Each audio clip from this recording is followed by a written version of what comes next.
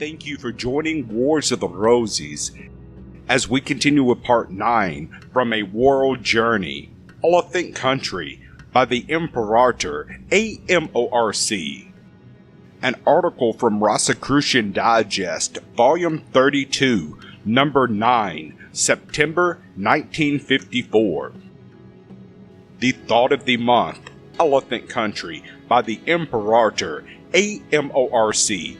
This article is the 9th of a series being written by the Imperator after his return from a world journey in behalf of the Rosicrucian Order.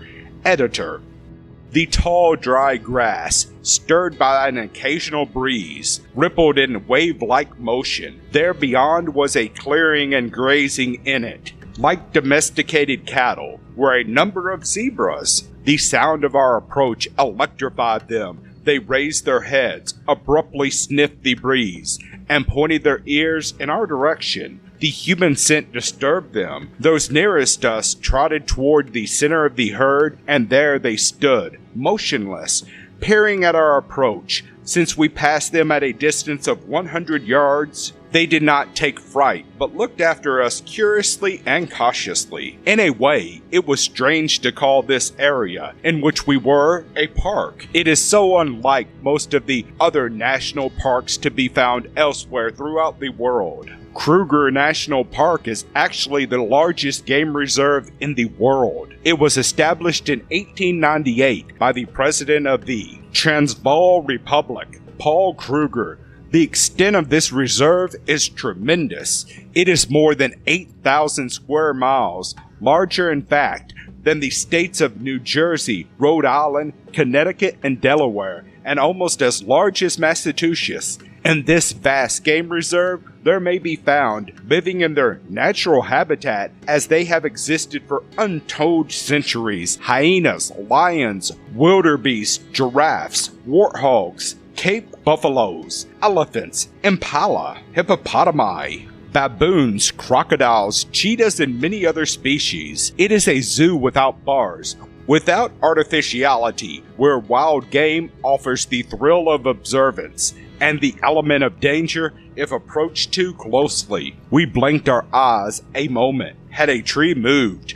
Could the heat waves rising above the terrain have caused an optical illusion? We waited a few seconds until the swirling red dust had cleared. Yes, there was a movement, but it wasn't the tree. It was a giraffe. The natural camouflage that nature has assigned this exotic beast had made him almost indiscernible as close as 100 feet. He stood beneath the tree. His elongated neck reached high into its branches. His coloring was tawny like the grass, and mottled like patches of shadow from the foliage. The male giraffe, incidentally, reaches a height of some 18 feet. He lopped off with his head held high, and a sort of supercilious expression common to this animal. He was then joined by a female of the species, always somewhat smaller and lighter in color and markings than the male. Plentiful in the area and not easily frightened, they commonly travel in pairs, male and female, with offspring. Sometimes such families may be found together. Notwithstanding this awkward appearance, the giraffe is not lacking in dexterity. Throughout this large area, various types of game mingle. The different species select regions best suited for their natural state. Unpaved roads penetrate the region, from which can be seen miles of wild terrain. In the rainy season of the summer, most of such roads are impassable. One soon learns to identify the elephant country. Even before the animals may be seen, the terrain looks somewhat like a forest region that has been the site of an artillery duel. Trees are seen with huge limbs broken off or dangling by their peeled bark. Likewise, whole trees are uprooted with large balls of soil clinging to them. All foliage has been stripped from them. This must not be laid entirely to a vandalistic custom on the part of these huge mammals, but rather it is a feeding practice. Though it seems to be and is destructive, this damage has been going on for untold centuries without denuding the land. We stopped abruptly on a high stony ridge. Above us was a rocky eminence. Laboriously, we unloaded our camera equipment and climbed the sharp boulders to a vantage point. The vista was enthralling. Far below, stretched out like a yellow carpet, lay miles of tropical African veldt. A muddy river, like an uncoiled lariat, wound its way sluggishly through the grass and the gnarled trees that clung to its bark. One of our party pointed out what seemed to be large boulders at a distance, forming an elliptic. Looking through our binoculars, we saw that it was a herd of elephants, approximately 15 in number. The bulls, or large ones, were on the outside, and apparently the females and young ones in the center. Camera sport. We were anxious for a closer view and possible photographs. Returning to our cars, we went down the roadway, which led to the river's edge and to the elephant country, turning a sharp curve in the roadway and jouncing over the runts. We were rewarded in our search. 100 yards ahead, a giant bull elephant was slowly lumbering from the bush onto the road. He was flapping his enormous ears and swinging, pendulum-like, his massive trunk. The eyesight of the elephant is reputed to be poor, and they are not able to see within certain relativity small objects which are more than 50 feet away. The bull raised his trunk slightly in our direction, having caught our scent, showing, however, no annoyance at our presence. So long as we remained at a distance, we were now treated to a close view of the elephant's feeding practice and to what caused the terrain to be called elephant country. Crossing the narrow ungraded road, the huge beast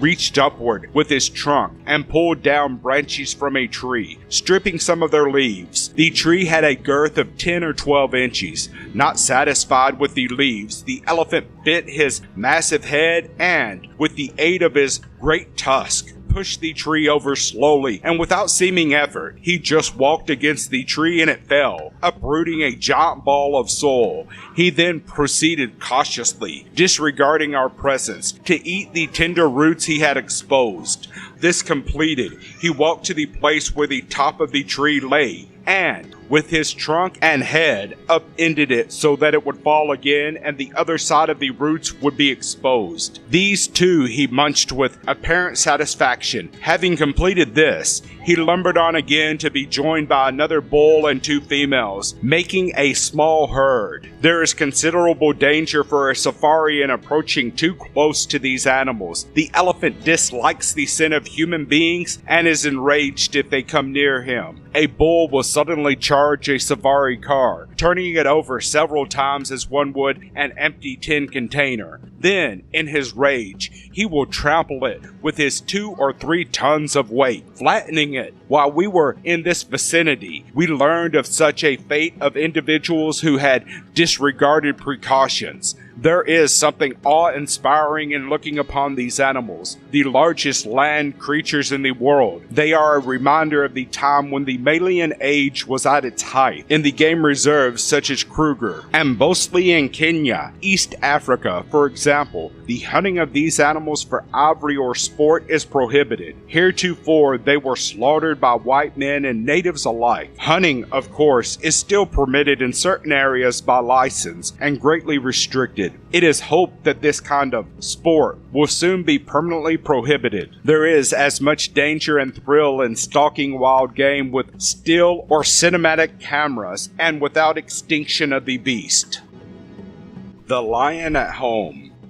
In most tales about wild game, whether truth or fiction, the lion seems to have captured the imagination, perhaps because of so long heralded as the king of beasts. The huge cats are magnificent physical specimens, lithe and rhythmic in their movement. The males average 10 feet in length, from the tip of the nose to the tip of the tail, and weigh about 400 pounds. The females about 100 pounds lighter. The manes of the males may be black or tawny yellow. It is stated that these are not different species but merely variations of the same one. In their wild state, lions are usually not ferocious unless annoyed or engaged in hunting prey. They are generally indolent and of mild disposition, but unreliable as to change of mood, thus making for danger. It was necessary for us to depart early in the morning. just after sunrise to find them. Lions are not inclined to travel through the long grass in the heat of the day. With their families, they lie in the shade, perhaps beneath a tree, and remain there until 4 o'clock in the afternoon. We stopped abruptly this particular morning, almost passing by a prod of 4 lions, a huge male, 2 lionesses, and 1 half-grown and very young male. The large male was seated, sphinx-like, looking at us. We were about 20 feet distant. The large female was lying on her side and raising her head casually and glancing at us. The half-grown male was on his back with paws extended in the air, rolling like a domestic cat in a playful mood. They had apparently had their kill the night before and were not inclined to move from their location until the heat of the day was over, when once again they would go on the prowl for food. There was certainly nothing ferocious in their demeanor. One must not get out of the safari car and approach them. However, one blow from the huge paw of the lion or lioness would either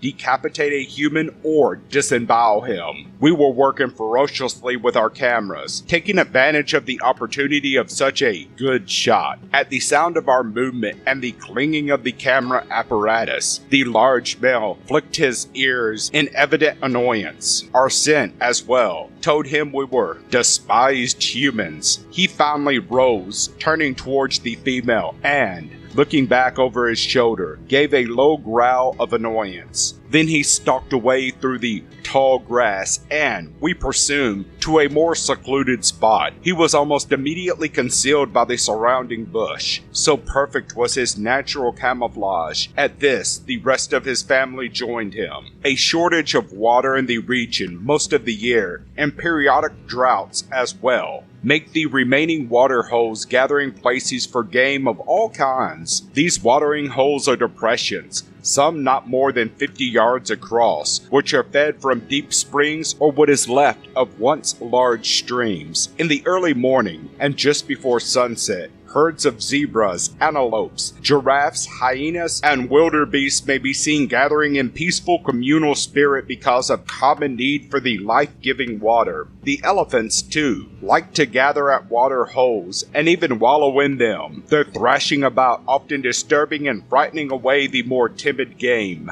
It affords the photographer who is seeking wild game for still or cinematic camera an excellent opportunity if the light is sufficient. If he gets too close and the wind is blowing from his direction, most of the wild game will suddenly dash off. At night, game goes to the water holes as well, but it is too dangerous for man, and certainly the inky blackness or patches of moonlight through the foliage avail him little. Animal prowess. We were reliably informed that when game is gathering to go to the water holes, the lion avails himself of his evening meal. The manner of their effecting their kill is most interesting. When the impala, medium-sized antelopes, gather and move in large numbers towards some adjacent water hole in the late evening, the male lion arranges the lioness in a fan-like position out of sight of the approaching herd of impala. The lioness are not windward, so that the impala do not detect their scent and become alarmed. The males then flank the impala to their rear. They are windward, and their scent is soon detected. When the lions perceive that their presence is known, they proceed with ferocious roars. These terrify the impala, and they charge ahead in panic into the waiting trap of lionesses. The latter strike out at the terrified impala, killing as many as they can. They are then devoured by the pride of lions who join in the hunt. The lion will rarely attempt to chase the impalas, they being too fleet for him. The trap method accomplishes much more with less effort. It was dusk. It had been a long and hot day. From shortly before sunrise, we had cruised trails in search of big game with our cameras. Our campsite was still a few miles away. We were anticipating a refreshing shower, an evening dinner, and early retirement. It was one of those intervals when no one talks. Each was enjoying his own reverie. We made a bend in the dusty road and then bolted to attention. Just ahead of us, walking single file, were 4 huge lions, 2 black-maned males and 2 lionesses. They must have heard us coming but disdained even a glance in our direction. We could not pass them because of the tangle of bush on either side of the road. We thought we would follow slowly and, perhaps in a few minutes, they would turn off in the grass, for they were on their evening prowl. Glancing behind, one of our party excitedly called our attention to 3 other lions that were now following behind us. We were caught in the pride of 7 lions. It was a thrilling but not exactly enjoyable prospect. Unfortunately, it was now dusk and the photographic opportunity was lost. The safari car was slowly accelerated with the hope that this might discourage the lions ahead and cause them to allow us to pass. The plan failed. The bumper of the car was but 6 or 7 feet from the last of the lions walking in single file. We were warned not to blow the horn, which might enrage the animals. Once the leader, or foremost lion, turned to look in our direction and gave a ferocious growl of annoyance. Those behind trotted along, not permitting us to stop, and we did not wish them to stand on their hind legs, peering into the windows which we had closed. The heat in the closed vehicle was now almost unbearable. Suddenly, the leading lion stepped off the road onto the embankment. Turning his maned head, he looked at us with large yellow eyes, raised a great paw menacingly, snarled, and then plunged into the bush, followed by the others. We dashed ahead into the darkness, having completed another adventure for the day. Thank you for watching, and please don't forget to share, like, subscribe, and comment. And if you can, please consider donating to Wars of the Rosies. Links to PayPal and Patreon are in the description. Thank you so very much.